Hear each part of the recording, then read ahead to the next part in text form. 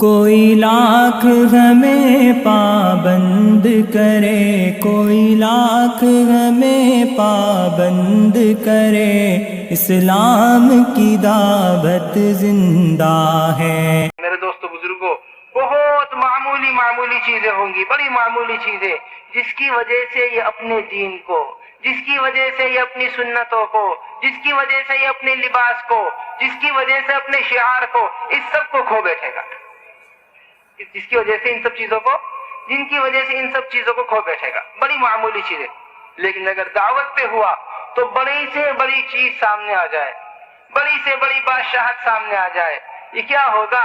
یہ اپنی بات پر جمع رہے گا۔ حضرت عبداللہ ابن حذافہ رضی اللہ تعالیٰ، یہ کہاں ہیں؟ بادشاہ کے یہاں، اور بادشاہ ان کو پکڑ کر لے گیا، بادشاہ نے پکڑوا لیا ان کو۔ اور کس کے صحابی؟ حضور اکرم صلی اللہ علیہ وسلم کے صحابی ہیں عبداللہ ابن حذافہ۔ بادشاہ نے کہا کہ تم میری بات قبول کر لو، میری بات مان لو، میرا دین قبول کر لو، جس دین پر میں ہوں تم بھی اس دین کے اندر آ جاؤ۔ جتنی بڑی بادشاہت میری ہے، میں اس بادشاہت میں سے آدھی بادشاہت تمہارے حوالے کر دوں گا۔ کس کے حوالے کر دوں گا؟ تمہاری آدھی بادشاہت کس کے؟ تمہارے حوالے کر دوں گا۔ کیا فرمایا؟ کہ صرف تمہاری بادشاہت نہیں، بلکہ عرب کی جتنی بھی بادشاہت ہے، اگر تم وہ ساری کی ساری بادشاہت بھی میرے حوالے کر دو تو بھی میں پلک جھپکنے کے بقدر حضور اکرم صلی اللہ علیہ وسلم کے لائے ہوئے دین کو نہیں چھوڑوں گا۔ کسے نہیں چھوڑوں گا؟ ہم غور کریں اس بات کی، بڑی بات ہے۔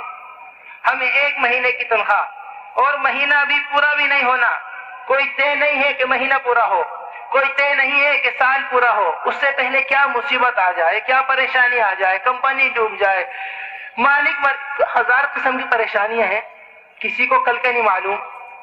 لیکن اس 1 مہینے کی تنخواہ جو ہمیں مہینے کے ختم پر 5000 روپے ملیں گے، اس کی وجہ سے مسلمان اپنا سارا حلیہ تبدیل کیے ہوئے، چہرے کو اس کی وجہ سے تبدیل کر لیا، لباس کو اس کی وجہ سے تبدیل کر لیا، نماز کو اس کی وجہ سے چھوڑ دیا۔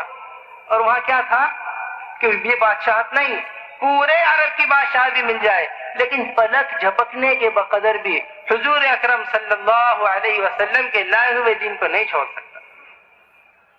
یہ کس سے ہوتا ہے؟ یہ جب آدمی اپنی دعوت پر جمع ہوا ہو۔ صحابہ رضی اللہ مجمعین، کچھ بھی ہو جاتا، صحابہ رضی اللہ مجمعین اس کام کو کام سمجھنے کے بعد کام سے کبھی پیچھے نہیں ہٹتے تھے، کام سے کبھی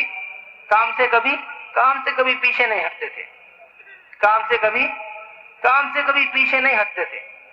یہی پوچھا تھا ابو سفیان سے ہرقل کے دربار میں، ہرقل بادشاہ گزرا، اس کے دربار میں کیا پوچھا اس نے یہ پوچھا، ذرا یہ تو بتاؤ، ایک مرتبہ جو ان محمد صلی اللہ علیہ وسلم کا ساتھی ہو جاتا ہے، کیا وہ دوبارہ کام سے پیچھے ہٹتا ہے؟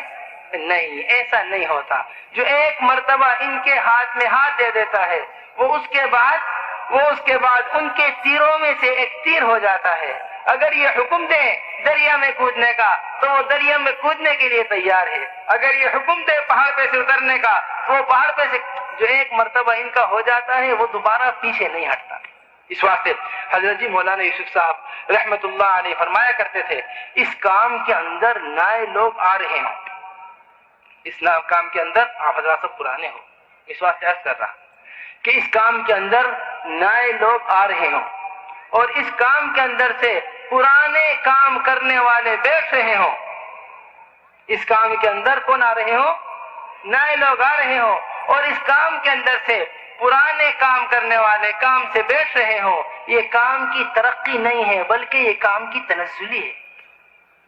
صحابہ رضی اللہ مجمعین کے ہاں اس قدر پابندی اپنے معمول کی ہوا کرتی تھی، صحابہ رضی اللہ مجمعین کے ہاں اس قدر پابندی اپنے معمول کی ہوا کرتی تھی، چاہے کچھ بھی ہو جائے، لیکن جو وقت خروج کا ہے، جو وقت ہمارے اللہ کے راستے میں نکلنے کا ہے، اس وقت سے کبھی پیچھے نہیں ہٹا کرتے تھے۔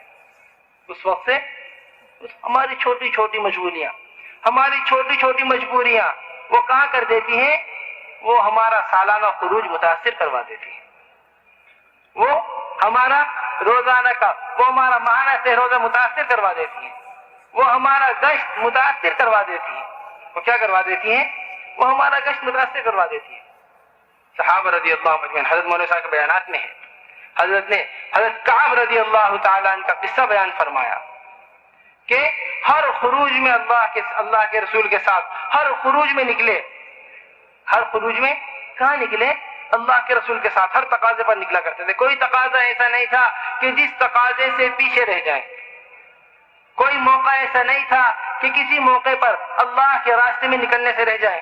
حضرت کعب رضی اللہ تعالیٰ، یہ تینوں صحابی، لیکن ایک موقع صرف ایسا آیا، اور وہ بھی ایسا موقع جس کے اندر لڑائی نہیں ہوئی، بس جماعت کی نقل و حرکت تھی، جماعت گئی اور کام کر کے واپس آ گئی، اس میں کوئی قتال بھی پیش نہیں آیا۔ لیکن کیا ہو گیا کہ 3 صحابی پیچھے رہ گئے۔ اب قرآن ان 3 صحابہ کا حال بیان کرتا ہے۔ قرآن کیا کرتا ہے؟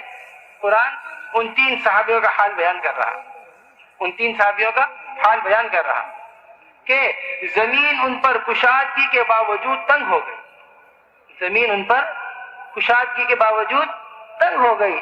کوئی پورے مدینے کے اندر ایسا نہیں تھا جو ان کے سلام کا جواب دے دیتا۔ یہ کب ہوا سب؟ یہ جب ہوا جب ایک ترتیب اور ایک خروج اللہ کے راستے سے چھٹ گیا۔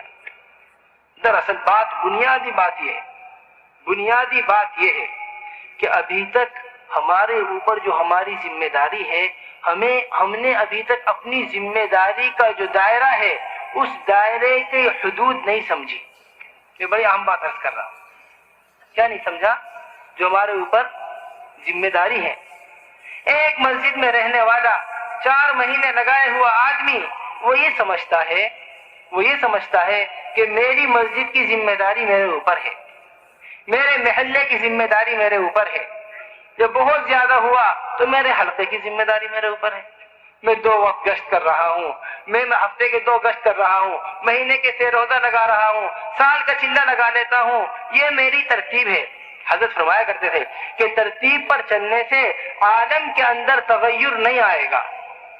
حضرت فرماتے تھے کہ ترتیب پر چلنے سے عالم کے اندر دینی سطح کا تغیر کبھی نہیں آئے گا۔ اگر عالم کے اندر